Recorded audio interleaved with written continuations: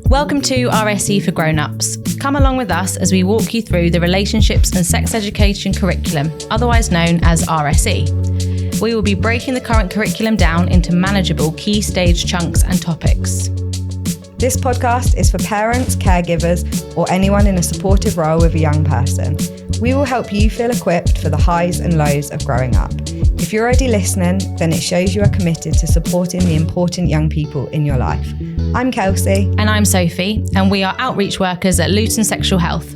This podcast was funded by Public Health in Luton.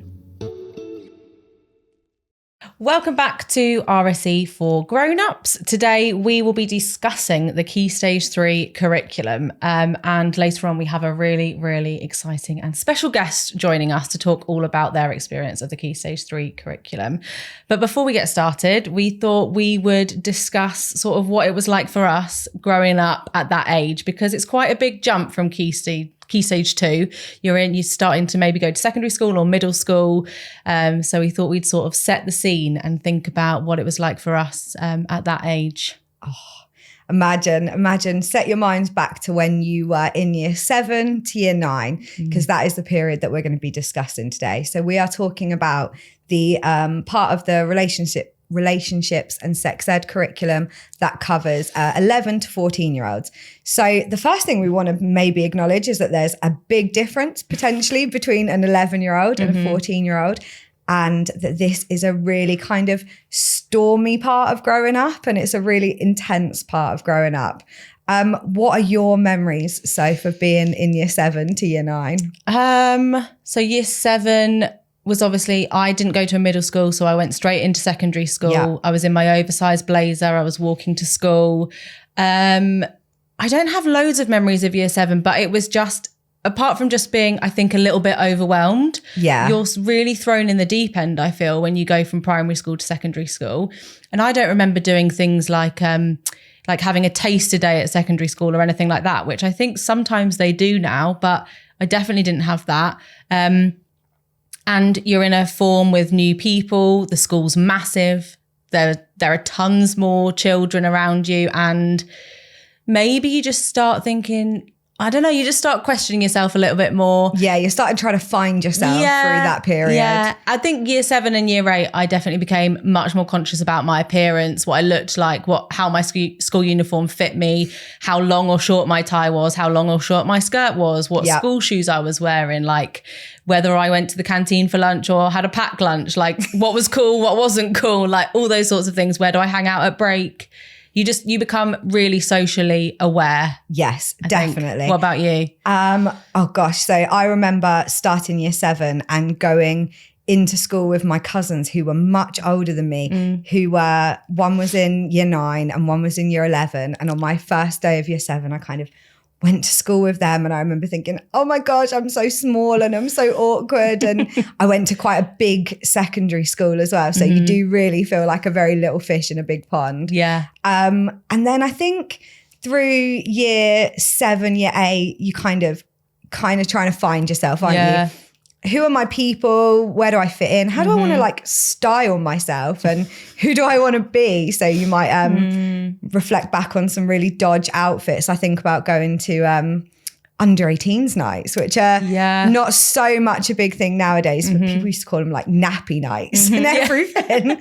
We used to go, and I have a specific memory of wearing like a really short skirt and a big fluffy jumper and a pair of dolly shoes and some like really shiny skin colored tights. Nice. Like, oh wow. Where did the idea for that outfit come from? And then you kind of are getting into the whole, how your body changes through that period. So you might start getting spots. I don't know. I remember being like, oh my gosh, I'm getting greasy hair. And then thrown into the mix of all that, you are norming and storming in a massive group of new peers in a new environment, and you have to throw in challenges like getting changed for PE.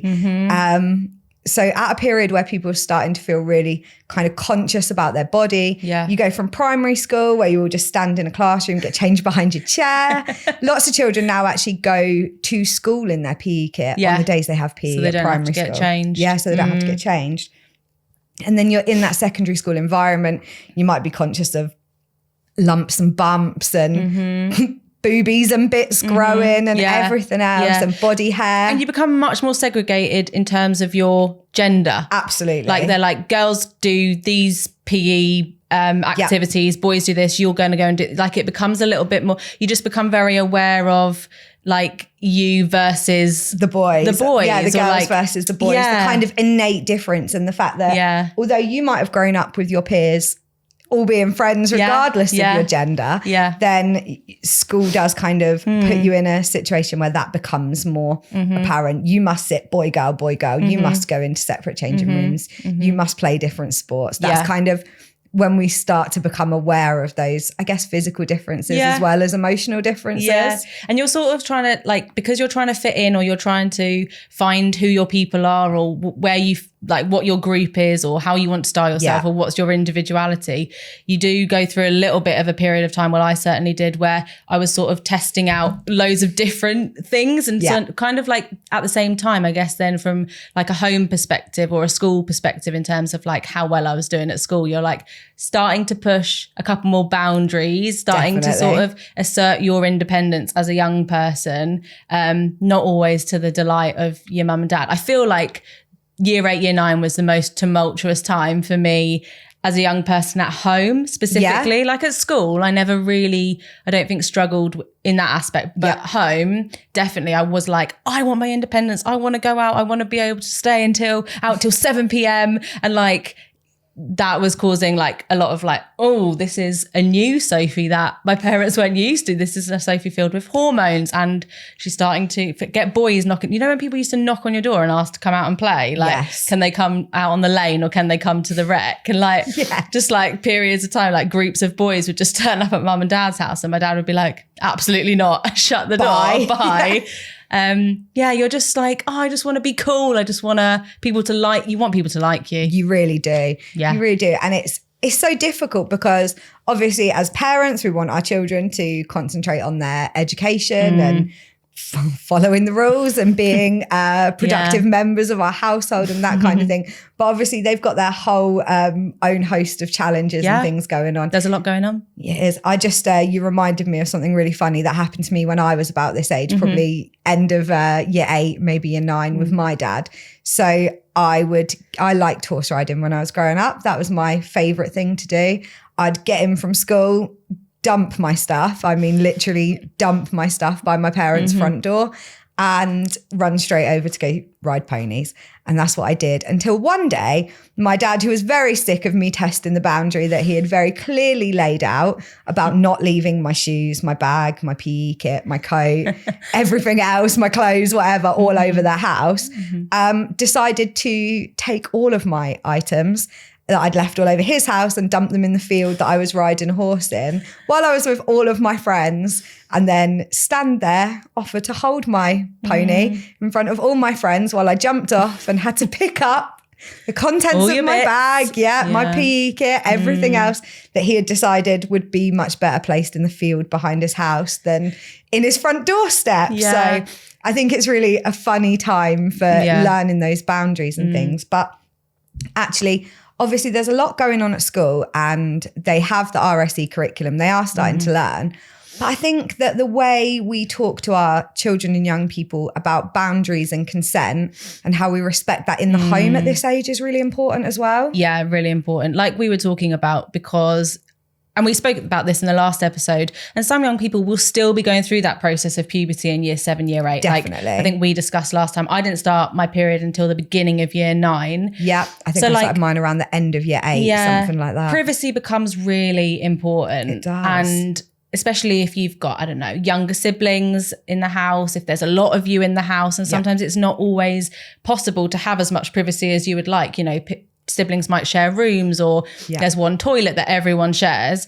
But like, starting to assert those boundaries of when the door is shut and you're in your room, people should knock. And if someone's in the bathroom, you should knock before you go in. And if someone's in there, you know, getting ready or showering, when you're a bit younger, you know what it's like. Yeah, kids will just fly in. Yeah. Mom, can I, you know, like, and you're in the bath, like, I'm trying to just have a moment. Just a moment to myself in privacy. Yeah. And actually that is really funny because then the expectation changes really quite quickly from, I wish I could have some privacy, to, oh yeah, I need to respect the fact that you need privacy and need your own space. And we say, like, in our house, like, if doors are shut, knock on doors. Yeah. Like, we don't need to just go barging into everybody's room. Yeah. That doesn't mean that everybody doesn't still continue to work on that boundary. And we're all still trying to remind ourselves that we don't need to be barging in. And that includes us as parents. Yeah. And I think that it is a really important time for us to kind of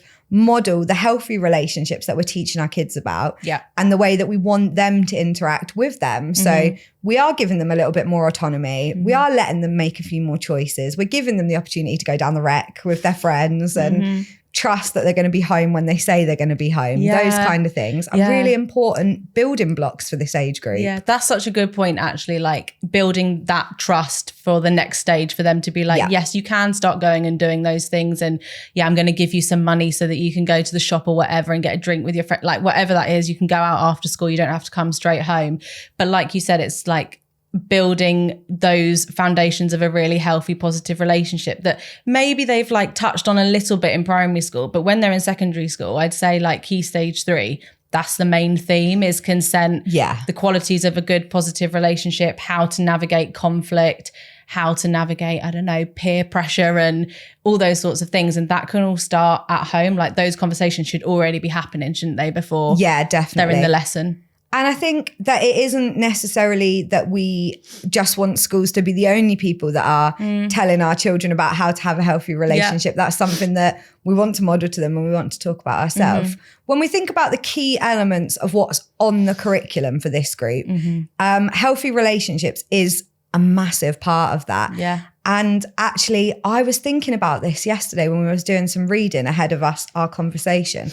And I was thinking, it isn't really just about the potential sexual relationships you might have in the future.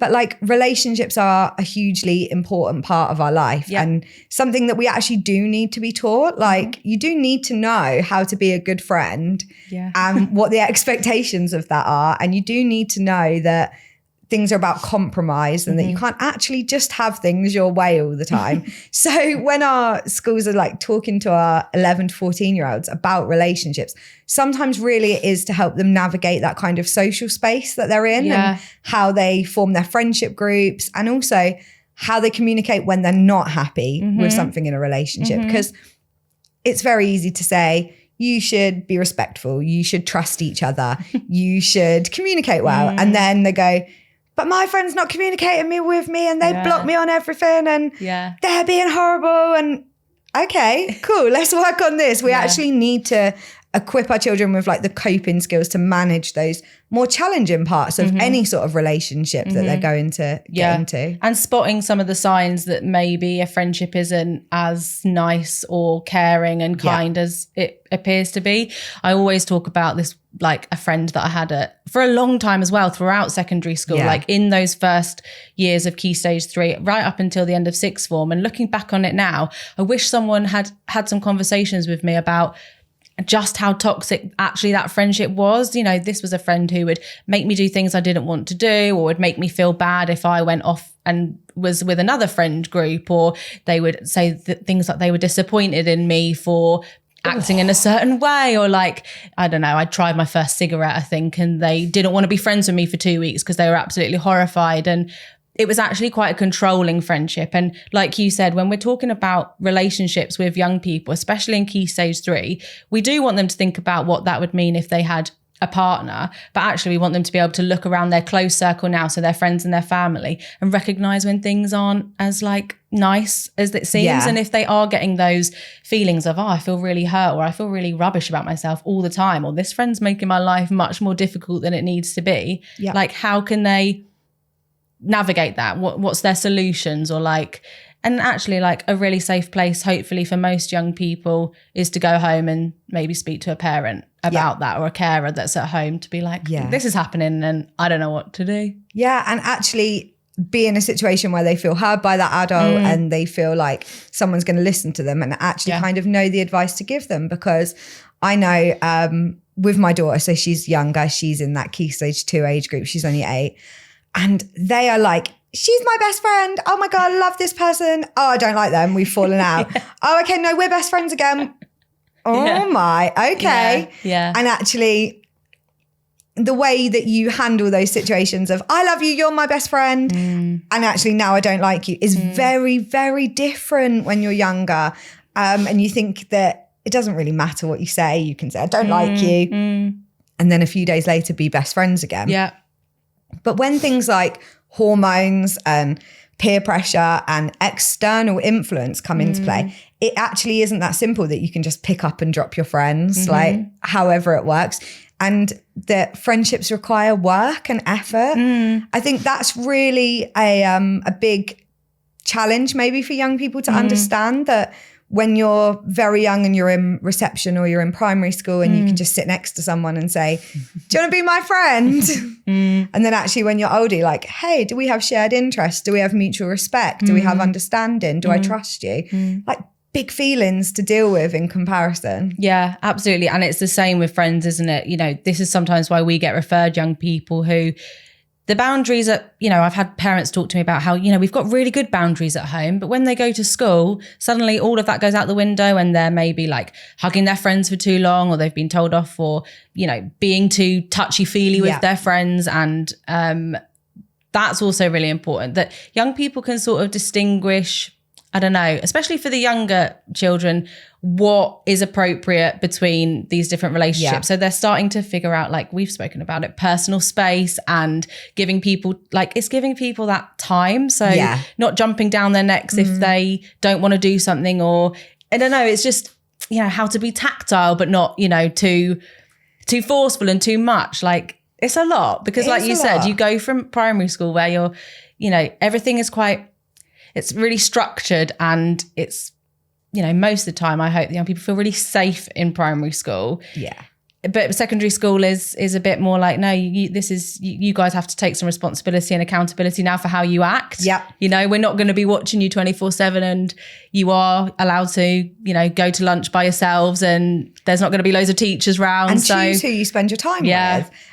Because when you're in primary school, you're in lots smaller groups and you might just be friends with everyone in your year. Whereas when you move into secondary school, that's not even possible. Like you can't maintain a decent relationship with 120 other children. So you do actually have to take that opportunity to find your friends. And that is quite difficult, rather than the expectation of it being like, hey, we're all just friends. Yeah. So when you are in that age group and when they are learning RSE, one of the ways where consent and healthy relationships really intersects in this age group is when we talk about what is appropriate with different people in our life. Yeah. And I think that's one of the real key elements of the key stage 3 healthy relationships part of it is I don't know, the way I interact with my mum. I might give my mum a cuddle and snuggle up next to her on the sofa and watch a film together and give her a kiss goodnight, whatever else. But with my friend, they might not want me to come and like snuggle up super close to them on the sofa.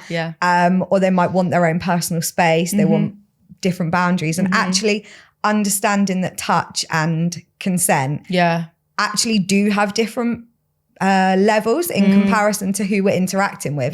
It's like a really interesting and difficult concept for young people. And they might actually, I think key stage 3, like some primary schools may touch on consent, the word, but often I meet young people who don't really understand what that word means, but they understand like the context of what consent is. But I think when you move to secondary school, that word is prominent. Like they use it probably quite a lot in teaching and, you know, how they describe things. And maybe also they start thinking more about how people give their consent and how they show consent is being given, and how they would take it away. And how you can withdraw consent, and how you read people's body language and facial expressions, and think about consent's not just very black and white, like, yes, I want to do that. No, I don't want to do that. They might start thinking about it like online, during PE, like sitting next to somebody, like all of the ways that we say yes and no that aren't just yes, no. Like, because realistically, when we think about consent in relationships and in sexual relationships, it's like nuanced and complicated, and there's little bits to it, and body language and non-verbal consent, all of that kind of stuff. So we talked before about those building blocks and the ladder effect with young people. And really what we're doing is just taking them a few more rungs up the ladder. So, okay, yes, we ask people, we respect their decision, but that's another really important part of it, that just because you ask for consent, it doesn't mean that you get it. Yeah. So, okay, you asked, the person said no. How do you manage that feeling? Yeah, how do you manage that feeling? Exactly. Yeah, and that's a really different part of it. I think that when we're looking at some of these things, we're talking about consent in different contexts. So we might talk about online consent. We might talk about the age of consent. Yeah. And actually, this is, I think, in the probably year 8 or 9 is where young people will start learning a little bit about sex and the law. Yeah. I think if I think about some of the schools that we've been into, year 8, year 9 is when I've started talking about consent and the law, maybe a little bit around sexual harassment as well. And that's to do with what we were talking about, having boundaries and touching and trying to express how you feel about people without overstepping a mark.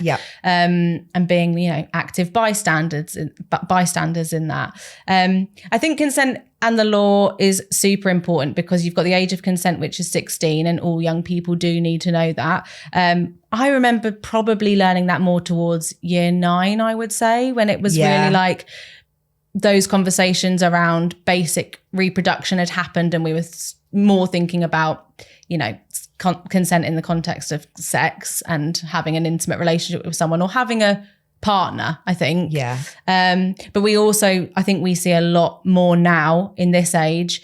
We go in and speak a lot more about consent to that sort of age group when it comes to being online, sending photos, what you can and can't access, what you should and shouldn't be watching, what happens as well. In terms of if somebody breaks the law and if you want to report something, like how to do all of that. And that is a massive topic. That's such a massive topic that we've actually decided that we are going to split Key Stage 3 into 2 episodes, so that in the next episode we can really get into it with young people at this age and how they stay safe online.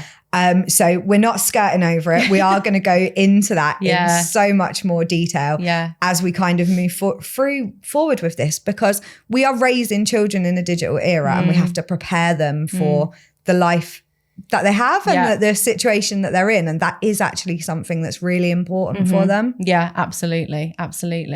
So when we think about what else they might be covering in Key Stage 3, we've talked a little bit about how they may be starting to find themselves, explore who they are. And we spoke at the beginning about how LGBT is not a standalone topic within the curriculum. No. But it will be a thread that, especially from year 7 onwards, will sort of just be part of the conversation. And that might look like, from our perspective, that might look like different scenarios that young people are looking at. So we use a lot of, what would you do if a friend came and said this to you? Or what do you think about this little story that we've made up with 2 people in it? And those 2 people might be gender questioning, or those 2 people might be a girl and a girl, or a boy and a boy. That's what we mean by it sort of interwoven into the conversations.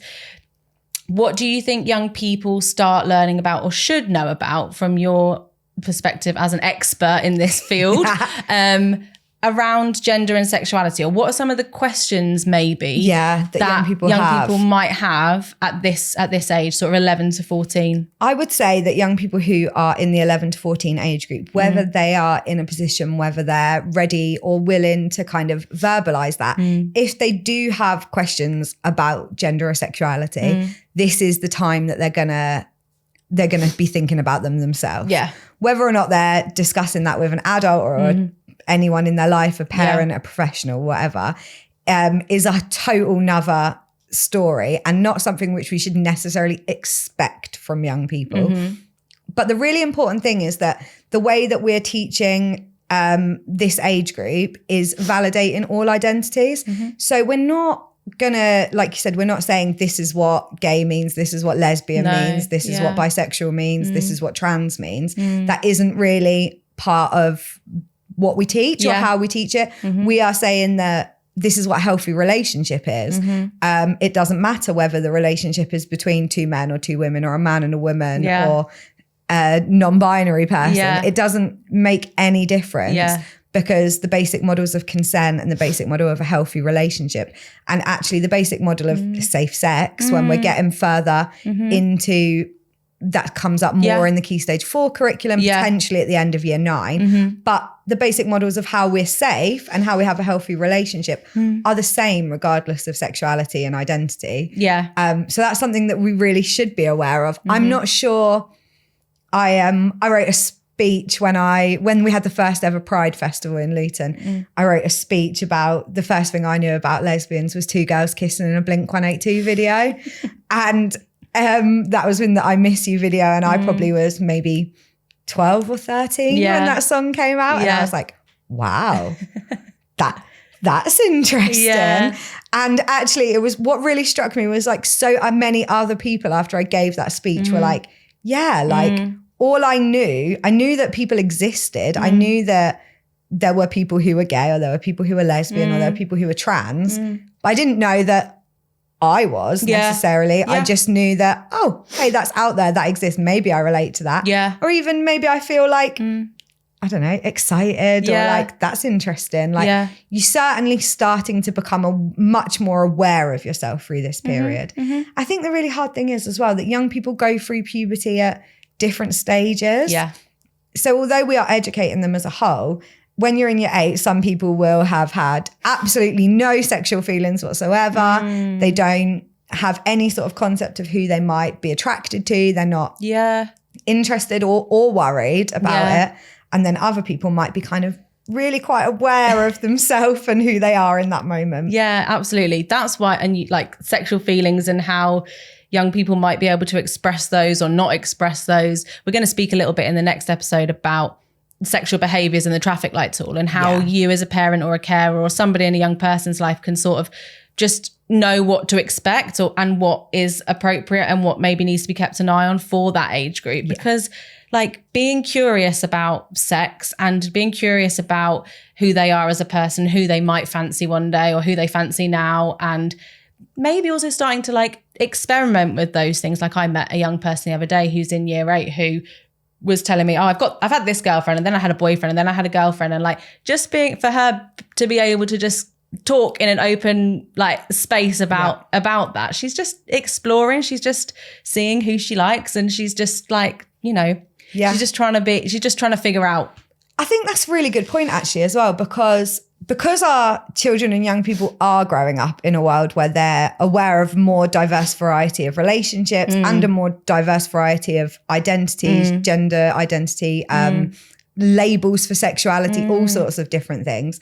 We might find, even with younger children, that they're like, oh, I'm going out with this girl and then I'm going out with this boy. And as a parent, you might feel inclined to be like, oh my God, this is my child's sexuality and this is what it means for the entire rest of their life. And probably don't take any big jumps. Maybe just meet your child where they're at. Exactly. Treat their relationship exactly as they explain it to you. There's no need to, I don't know, force big concepts, big labels, anything like that. Just they're playing, they're exploring, and relationships mean different things. This person asked me out. I'm going out with this person. Oh, they dumped me. I'm not going out with them. Okay. I changed my mind. I don't like them. Or like people say, I can't. I've had lots of young people say, I just couldn't be bothered. Like I just couldn't be bothered for a relationship. Oh, it's a mission. It's a mission. It's so long. I was like, yeah, that's really fair as well. Like, I think you're right. I think not to overreact or to think, oh, my baby's growing up and they're exploring the world and it's all a bit too much. And it's like, no, this is actually, I feel like that's really healthy for a young person to be able to explore in those ways and who they like and what's not working in friendships, and to be able to talk about it at home. That's the best. I think that's one of the best places for it to happen. Definitely. Because at school as well, when we're thinking about lots of different young people from lots of different families coming together at school, I think, and we've said it before, teachers have a big enough job already. And I think sometimes managing those conversations in school, particularly in an RSE setting, the young people may not be able to ask all their questions that they want to ask. They may come away feeling, I don't know, that their particular identity or their particular way of thinking wasn't addressed in the classroom. And what does that mean? And does that mean that they're the odd one out? Does that mean they're weird? Or does that mean their feelings aren't valid? So like to have another adult, a safe adult, whoever that may be, to be able to talk to about it, like really important. Really, really important. And I think it gives us a really good opportunity. Like you said, we know that children come from a diverse variety of backgrounds and that families come from a huge political spectrum. They might have different opinions. They might have different religious beliefs, things that just impact the way that their young people view the world. Yeah. And it is our responsibility as educators to share information in a way that is in line with the national curriculum, and also that is just in line with what is the law. Yeah. So it isn't our position. It isn't our job to debate LGBT plus identities in a classroom. No. But the law does say that 2 men or 2 women can get married. The law does say that an adult can transition and that the steps they might take. It is quite fact-based information. It isn't really up for debate. And actually what we do have the privileged opportunity to do is challenge some of the stereotypes and beliefs that young people might have. And obviously that can be about gender and sexuality, but actually also it can be about like roles in the home. Yeah. Like, I think that women should do this. I think that men should be strong. Men should be providers, breadwinners. I think that women should be stay-at-home mums. We know that isn't reflective of the population. We know that that isn't necessarily reflective of the families in the classroom. Yeah. So we do have that really privileged opportunity to challenge some of those narratives and some of those stereotypes in our classrooms and have those conversations. Yeah, absolutely. And that's a really good point about when we talk about gender, it's also about gender roles within a relationship, gender roles within a marriage. And when they get into Key Stage 4, they will start sort of exploring what that looks like for them if they were to become a parent, if they were to get married, and they'll learn about the laws around, you know, that it's all like you said, it's the building blocks. We're just getting there slowly and gently. And also what I think is really important for parents and carers to know who may be a little bit apprehensive about the Key Stage 3 curriculum, because there are jumps that are made that may feel quite big, and conversations that may start getting a bit like, oh no, now I'm going to have loads of questions and I don't know how to answer them.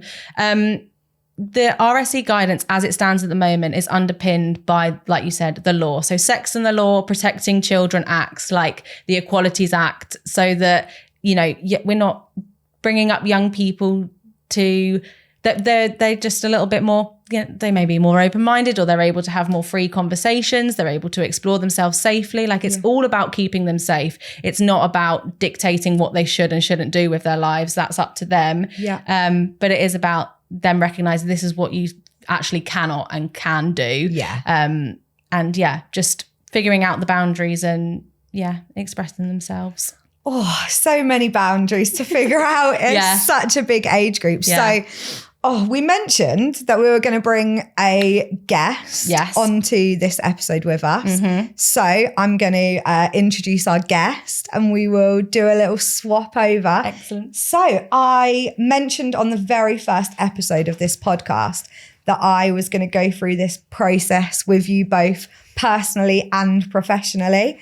And as we are talking about Key Stage 3, and I have a Key Stage 3 child, what better opportunity to put my money where my mouth is and have some of these conversations than to invite my own Key Stage 3 child to come and join us on the podcast today. So hello, William. Thank you for joining us. I'm William. I'm a Year 8 student and this is my mother. Hello. So William always calls me mother. So we'll get used to that. You might need to move your mic down just a tiny little bit so we catch you. Is that all right? Got it. All good. Okay. So you don't mind that I've pulled you in here today to have a chat about this? Definitely not. Will, can you give us a little bit of an overview of some of the things that you've learned in RSE so far? What topics have kind of come up already for you? Well, oh my God, sorry. So we've talked about basic, like reproduction and that kind of way, and like science and stuff, and like, oh yeah, this is how babies are born and stuff like that. Yep.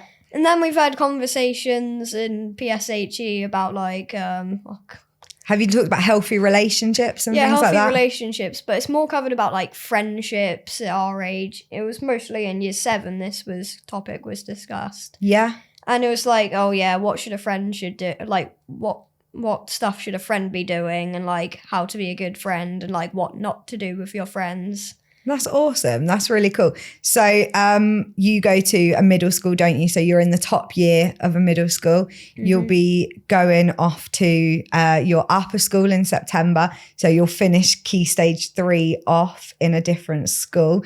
So what sort of things do you think are important for kids your age at the moment? What sort of things do you think they want to know about and that they need to know about?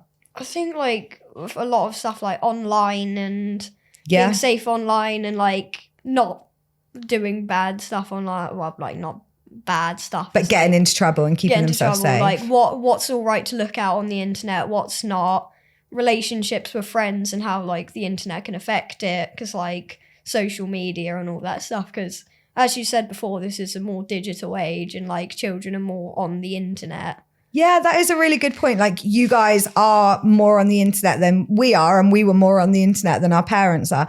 And you're a good help to me. So you help me even with your little sister, and you check like what game she's going on and things like parental controls and how we navigate all of that. So you're quite hot on internet safety, aren't you? What things do you think that we've talked about that you think that would be a good thing to share with other young people? How to help them stay safe? I just think like parents should be more involved with what's going on the internet. Not even in like, oh, this bad thing's happened, we should sort this out, like this is a problem. But like you want to get to know the like basic functions of what games they're playing. So if there was a problem, you can more understand what they're going on. So it's just like this game, this is how you chat to other people, this is how you add friends, this is how people are blocked. Like if you get to know more about the games, then you can get to know more about the problems as well.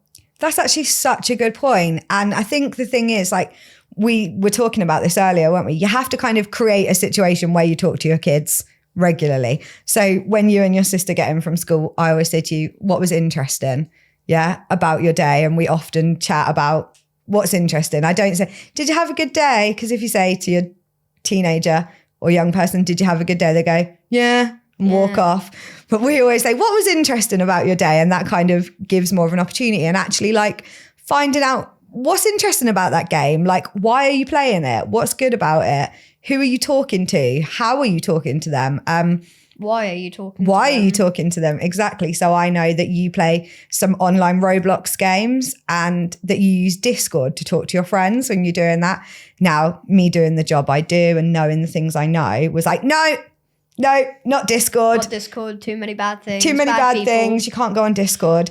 And we sat together and you showed me, no, Mum, look, I'm using Discord because it runs as a background application and I can talk to my friends on the headset, and this is my group and here's who I'm chatting to. These are the people. Now, I felt much better when I had a better understanding of what you were doing. And you say to me, Mum, I'm only on Discord on what are the servers that you go on? So I'm in Bring Me the Horizon server, which is a band that I'm interested in. Yeah. And then a few servers for like trading in games, because it makes it a lot easier to get specific items that you're looking for. If you're in a vast group of people, then the like 12 people in a Roblox server. Yeah. So that makes sense. So for me, I had to learn a little bit more about your interests and what you were doing, so that I could understand it better. I think that's an important thing. What do you think that parents could do in general to support 11 to 14-year-olds or children who are in year 7 to year 9? Not just about being online, just with growing up in general. I think like oh my God, I'll draw blanks here.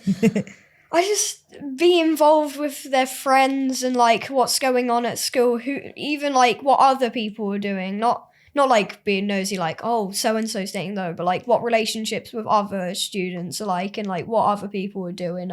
Because if they're not in, but like what if they got into a like intimate, not like sexually intimate, but like got romantic, into a relationship. a romantic relationship, like what would that look like? What's okay for them to be doing? What's not okay for them to be doing? And like, that's a really good point. And like Sophie and I were talking about the traffic light tool, but I guess realistically, when you think about it, 11 to 14-year-olds probably don't even know what is appropriate and what are the things they should or shouldn't be doing in that age group as well. Do you find that people at school talk about lots of different topics that adults might think they're not aware of? I mean, like, most chats in school are just about basic children things, but like, some people might, like the odd random thing, like, oh, ever think about this?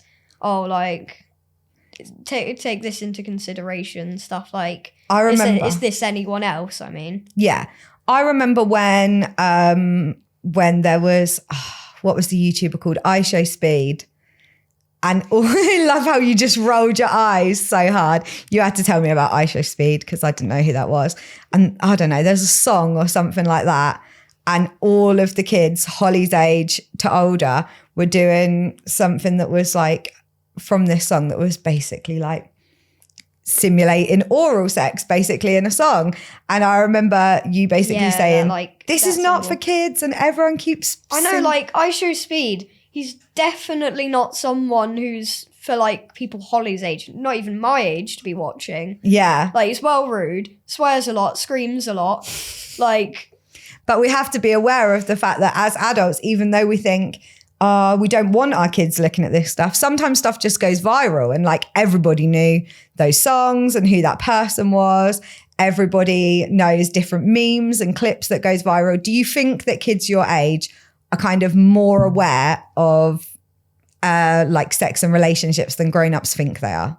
Yeah, like a lot of people, like there was people in lower school who definitely knew how babies were made, as we used to say, before their parents had told them, just from word of mouth.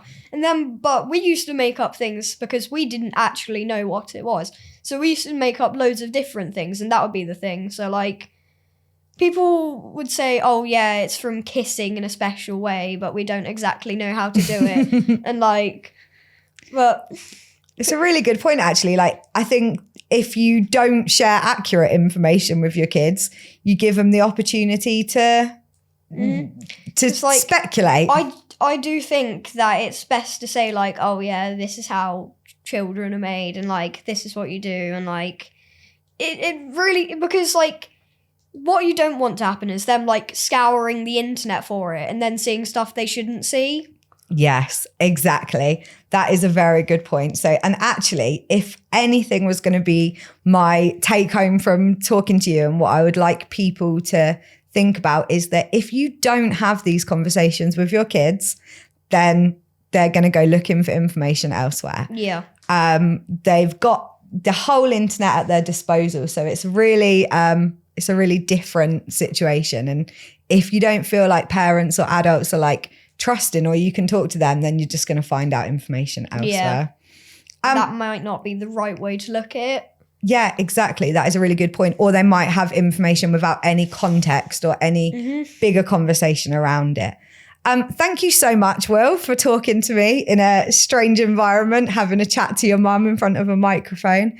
I really do appreciate it, and appreciate what you've had to say. Thank you very much, everybody, for listening to the first part of our RSE for Grown-Ups Key Stage 3 episode. We will be back with another episode where we're going to talk a lot more about staying safe online, what appropriate behaviour is for this age group, and what our children might be getting up to. And then what we do if we've got any concerns or we're worried and we want to support them better. Thank you.